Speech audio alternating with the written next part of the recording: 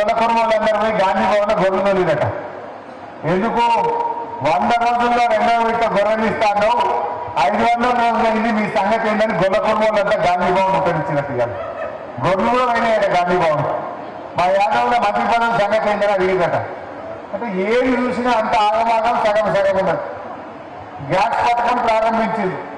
ఇదేమైంది 3 నెలలే gas సిలిండర్ల subsidy పైసలు ఉండకుండా పడతలేవు, బంద్ అయిపోయింది, సబ్సిడీ బంద్ అయిపోయింది.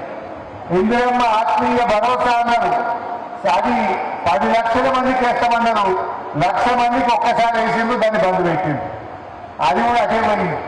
ఇక రాజీవ్ యువ వికాసం అయితే ప్రారంభం కాకముందే ఆగిపోయింది దాని సంగతి.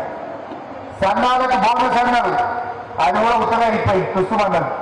ఇప్పుడు ఈ యాసంగి పంటకు సన్న వడ్లకు ₹1 కూడా బోనస్ ఇవ్వలే, బోనస్ కూడా అట్టెక్కింది, బోనస్ బోగస్ అయిపోయింది. ఒక టాప్ ఇచ్చిండు, బోనస్ బంద్ పెట్టింది. రాజీవ్ వికాసం స్టార్ట్ అయ్యాలి, గ్యాస్ సిలిండర్ 3 నెలలే బంద్ అయిపోయింది, గొర్రెలు బంద్ పెట్టేసిండు.